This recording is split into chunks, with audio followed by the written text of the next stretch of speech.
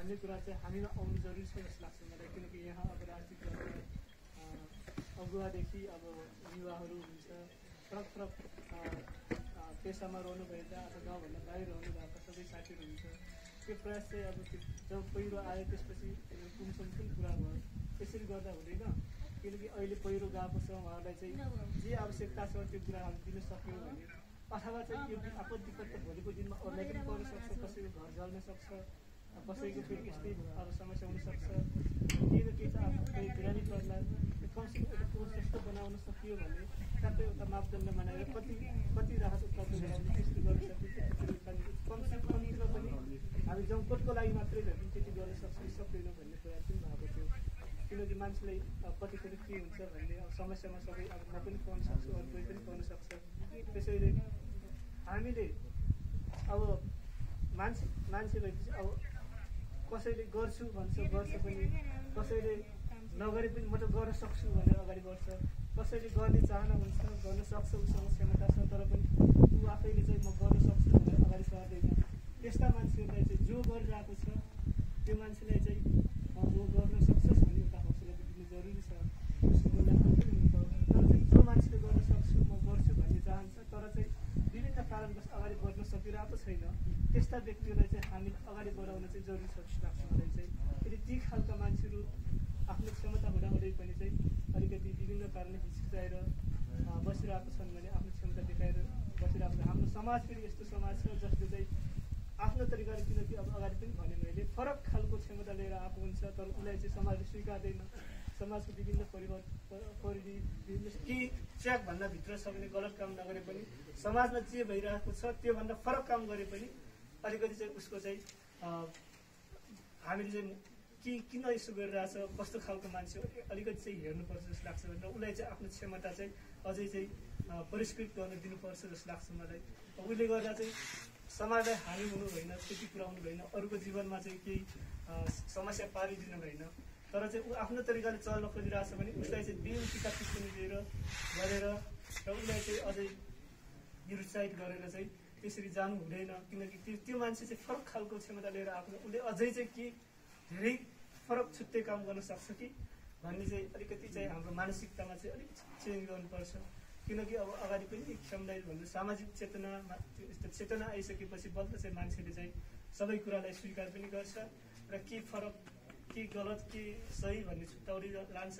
र ऊ आफैले पनि ऊ आफ्नो अनुशासनमा बसिसकेपछि, ऊ आफ्नो आत्मबल चाहिँ आफ्नो बलियो बनाइसकेपछि ऊ त्यसै अलमलिएर चाहिँ बस्दैन। ऊ चाहिँ कुनै ठाउँमा पुग्नुपर्छ भन्ने उसको चाहिँ एउटा उद्देश्य नै हुन्छ, उसको गन्तव्य नै हुन्छ। त्यसैले हाम्रो सत्कार समूहले जुन यहाँ हाम्रो जङ्कोटलाई सम्झेर यहाँसम्म आउनुभयो, अगाडि पनि आयो, हामीले गर्दा भएको होइन, यो उहाँहरूले गरिरहेकोमा हामी चाहिँ सहभागी हुन पायौँ। त्यसको लागि चाहिँ सत्कार समूहलाई चाहिँ हाम्रो धेरै धेरै सत्कार समूहप्रति आभारी छौँ। र यस्तै कार्यहरू चाहिँ अरू ठाउँमा पनि अझै चाहिँ फैलाउन सकियो भने र यस्तै समूहहरू चाहिँ हामीले गठन गरेर आफ्नो ओडा आफ्नो टोलहरूलाई चाहिँ यसरी एउटा सामाजिक रूपमा, जस्तै उहाँहरूले जसरी गरिराख्नु भएको छ शिक्षामा, स्वास्थ्यमा, सामाजिक विकृतिका कुराहरू एउटा अभियानकै रूपमा चलिराख्नु भएको छ। अब हिजो फरक खालको अवस्था थियो, आज चाहिँ फरक खालको अवस्था छ। त्यो समयअनुसार त्यसलाई चाहिँ अब कसरी हुन्छ त्यो अलिकति चाहिँ मूल्याङ्कन गरेर, त्यो परिस्थितिको विश्लेषण गरेर त्यो अनुसार चाहिँ हामीहरू अगाडि बढ्नुपर्छ। अब अगाडि 69-70 जस्तो लाग्छ मलाई, क्लबको दसैँमा चाहिँ क्लबको कार्यक्रममा पनि भनेको थिएँ, हामीले चाहिँ हेमसिङ पुनप्रति अत्यन्त कृतज्ञ छौँ। वर्षमान पुन, वनसरी घरतीहरू, नवलजीहरू, अब गिरमान पुनहरूलाई सधैँ सम्झिरहेको छौँ, उहाँहरूप्रति आभारी छौँ भन्छौँ। तर हामी आफै चाहिँ मफल नहो, हामी पनि चाहिँ त्यस्तै हेमसिङ पुन जस्तो कार्य किन गर्न खोज्दैनौँ त हामी आफैले? अथवा वर्षमान पुन जस्तै क्षमतावान मान्छेहरू चाहिँ अरू कोही पनि छैन होला त, ती मान्छेहरू अगाडि किन आउन नसकेको त? म पनि त्यस्तै खालको मान्छे बन्न सक्छु भन्ने क्षमता आफूमा छ भने, एउटा आफ्नो कन्फिडेन्स छ भने ती मान्छेलाई हामीले चाहिँ सपोर्ट पनि गर्नुपर्छ, उनीहरूलाई चाहिँ अगाडि बढ्न दिनुपर्छ। किनकि तिनीहरूको उद्देश्य अलिक भिन्न पनि हुनसक्छ। त्यसैले अब हिजो अस्ति चाहिँ बाबुबाजेले चाहिँ घिउ खाएको भनेर अहिले हाम्रो हात सुँगेर त्यो घिउ हामीले चाहिँ भात खाएर केही पनि त्यसले केही फरक पार्ने छैन, एउटा मनको आत्मसन्तुष्टि मात्र हो। त्यसैले तपाईँ हामीहरू सबैजना मिलेर के गर्न सक्यौँ भने त्यो जमकोटलाई चाहिँ एउटा उदाहरणको रूपमा चाहिँ उदाहरणीय गाउँको रूपमा चाहिँ विकास गर्न सक्छौँ र विशेष गरी चाहिँ सामाजिक चेतनाको कुराहरू उठे, सामाजिक जीवन स्तरका कुराहरू उठे, शिक्षा र स्वास्थ्यका कुराहरू उठे, विकासका कुराहरू आए, सामाजिक अब विकृतिका घरेलु हिंसाका कुराहरू थुप्रै उठिरहेका छन्। हाम्रो समाज चाहिँ ठिक ट्र्याकबाट चाहिँ अलिकति चाहिँ बहकिएको हो कि जस्तो लागिरहेछ। राजनीति पनि फरक खालले अगाडि बढिरहेछ कि जस्तो लागिरहेछ।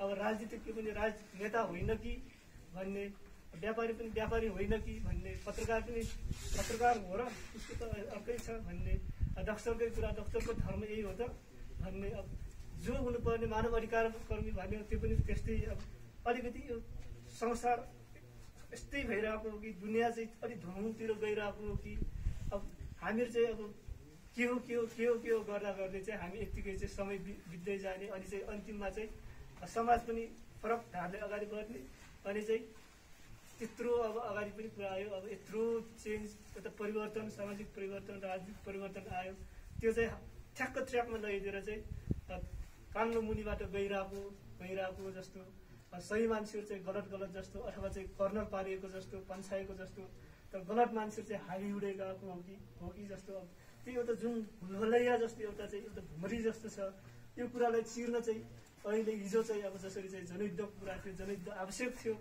यो एउटा राजनीतिक तरिका रूपले, सामाजिक रूपले, एउटा वर्गीय तरिकाले चाहिँ आवश्यक थियो भनियो।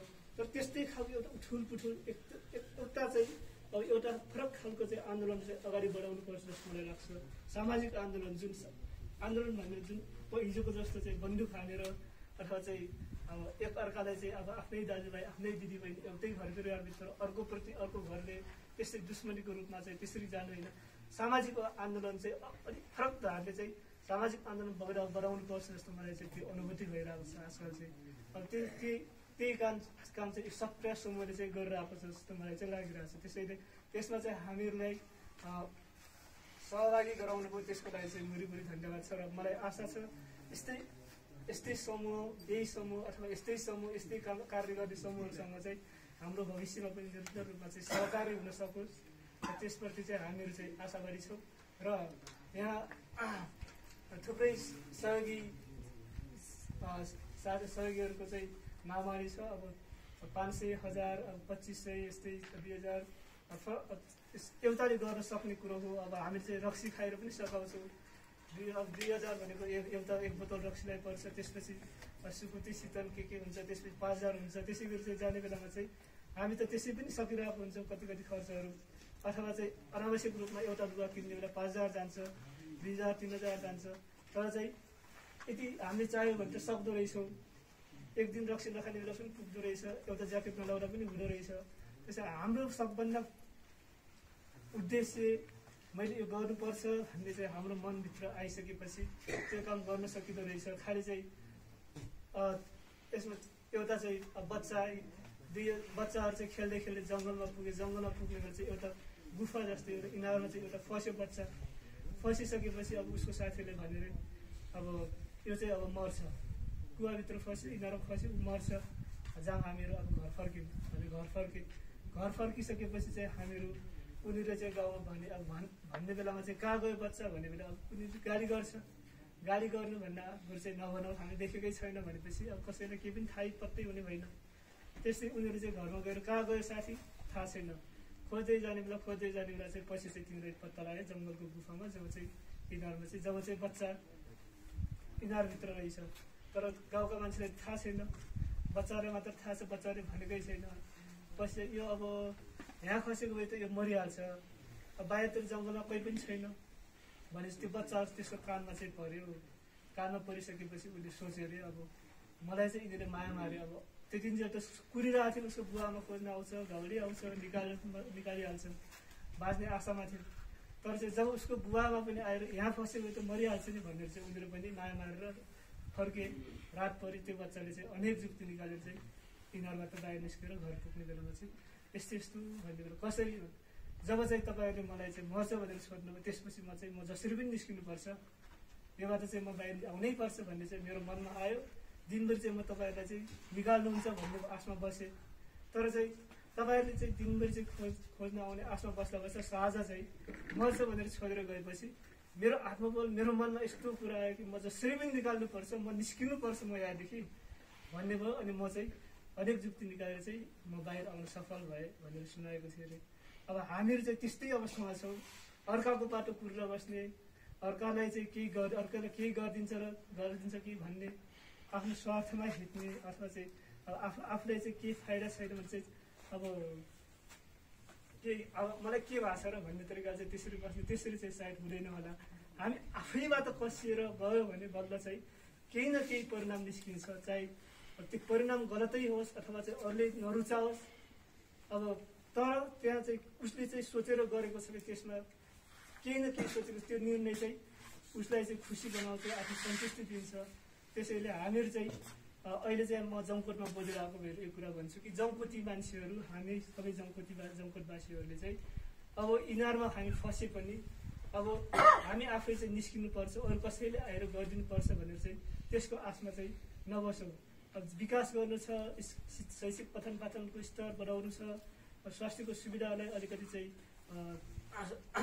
अझै सुविधा त्यसमा चाहिँ थपघट गर्नुपर्ने के हुनसक्छ, अथवा चाहिँ अब विकास निर्माणको कुराहरू कसरी अगाडि बढाउने, त्यो कुराहरू चाहिँ आफै सहभागी भएर आफै भित्रबाट नलाग्दासम्म चाहिँ कसैले केही पनि गर्न सक्दैन। हो गर्छ, गर्नु सक्छन्, हुन्छ पनि, तर चाहिँ सधैँ पनि अरूको भर पर्न मात्र पनि हुँदैन। त्यसैले हामी आफैबाट जस्तै यो सामाजिक आपद विपदको बेलामा पनि अब देश विदेशबाट खोज्नु पर्यो, सहयोगीदाताहरू हुन्छन्, गर्न सक्छन्, गर्छन् पनि, गरिराख्नु भएको छ विदेशबाट थुप्रै। तर धेरै पैसा भएर गरेको होइन, उहाँहरूको परिश्रम छ, मेहनत छ, उहाँको आफ्नै परिवार छ।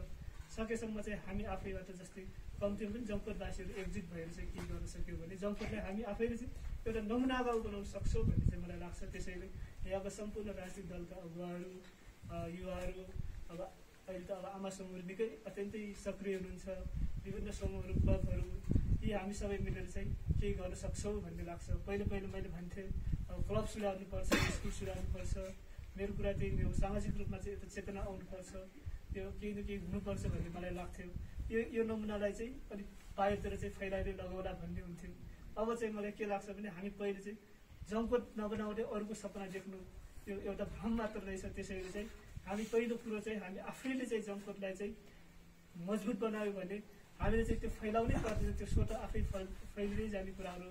अब असल कामको अनुसरण गर्ने थुप्रै मान्छेहरू हुनुहुन्छ, खालि चाहिँ उहाँहरूसँग हामीले आफैले चाहिँ राम्रो काम नगरेको हुनाले राम्रो मान्छेहरूसँग चाहिँ हाम्रो चाहिँ भेटघाट नभएको, हामी जोडिन नसकेको मात्र हो। त्यसैले हामी जमकोटीहरू कमसेकम आफै पनि केही न केही अब आत्मनिर्भर हुनेदेखि लिएर विवेक स्वनिर्णय गर्न सक्ने चाहिँ केही न केही गर्नुपर्छ भन्ने चाहिँ मलाई लाग्छ। उहाँहरूको चाहिँ जुन सतप्रयास समूहको जुन यो अभियान छ, त्यो अभियान चाहिँ अझै चाहिँ जिल्लाभरि अथवा चाहिँ नेपालैभरि अब हुन त अब समाज सेवा, मानव सेवाको लागि एउटा भूगोलभित्र सीमित हुनु हुँदैन। अब किनकि अब जहाँ पनि सबै अब मान्छेकै हो, भावना उही हो, मान्छे आवश्यक पर्ने समस्या पर्न सक्छ। त्यसैले उहाँहरूले चाहिँ त्यो भूगोललाई चाहिँ कटेर आफ्नो गाउँमा होइन भने आफ्नो गाउँमा पनि थुप्रै मान्छेहरू हुनुहुन्छ होला, त्यो एउटा भूगोलमा सीमित नभएर जसरी चाहिँ जहाँ जहाँ विपद पर्छ, जहाँ जहाँ आवश्यक छ त्यहाँ पुग्नुपर्छ भनेर चाहिँ हाम्रो आपदमा पर्नु भएका पहिरो पीडित हाम्रा आफन्तहरूलाई चाहिँ सम्झेर आउनु भएको छ। उहाँलाई म व्यक्तिगत रूपमा हार्दिक धन्यवाद टक्राउन चाहन्छु। यति भन्दै सम्पूर्ण यहाँ उपस्थित सबैजनाबाट आफ्नो मन्तव्य, आफ्नो केही भनाइहरू अब टुङ्ग्याउन चाहन्छु। यहाँहरू सबैलाई धन्यवाद।